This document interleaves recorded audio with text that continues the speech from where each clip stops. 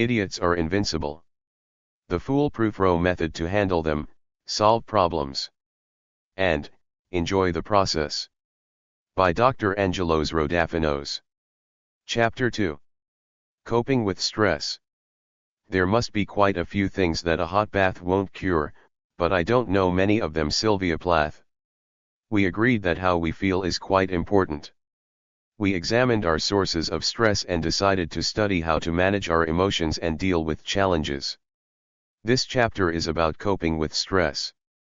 We will explore what determines how we feel and whether we can control or change our emotions at will. Are there adaptive and non-adaptive responses to stress? Can I control my body's physiology? Can I control my thoughts? Have you ever thought about what determines how we feel at any given moment? Coping responses. There is no single way to respond to a stressful situation. Two people may respond to the same event in completely different ways. Coping responses that are the result of conscious thought and planning may be referred to as stress management strategies, and these can be categorized as A, problem-focused, and B, emotion-focused. How do you manage your stress? Please take a minute to consider what your favorite coping responses are when you are under stress. What do you usually do to deal with your negative emotions? Done. Now take another minute to consider some healthier options. Obviously, some coping responses are healthier and more effective than others. Contrast, for example, bursting out, lighting a cigarette, drinking or binging too, going for a walk, meditating, listening to music, or talking it out.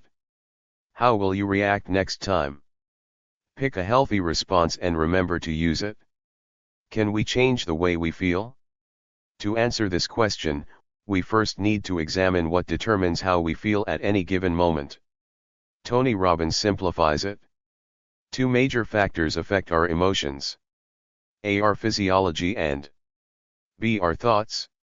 To demonstrate the importance of the first factor, consider how you feel when you have not rested or slept well, when your body lacks glycogen, nutrients, water, oxygen, or coffee. The reasonable next question to ask is, can we control our physiology? We can, and we do all the time. Eating, drinking, deep breathing, moving, as if by miracle, alter our body's chemistry and affect the way we feel. Our thoughts, the second factor that determines how we feel, are influenced by external events and conditions as well as by our physiology. Optimally, changing a situation resolves the problem and reduces stress. Yet, we do not always have control over the external parameters.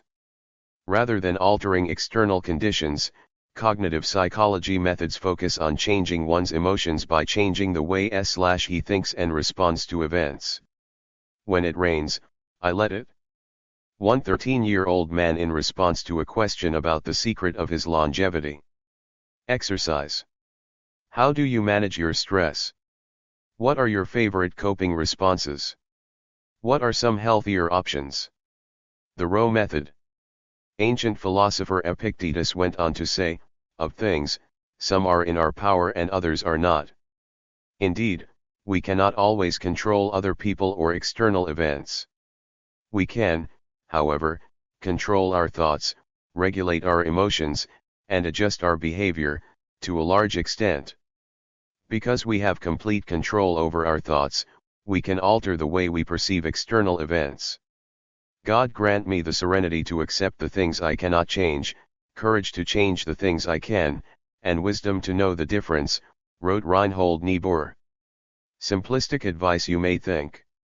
Note the two distinct paths, to accept conditions as they are or to accept the responsibility to change them. Alas, most of us struggle with the third part of the above motto. Clouded by our emotions, we do not take a step back to examine whether the specific problem is amenable to change.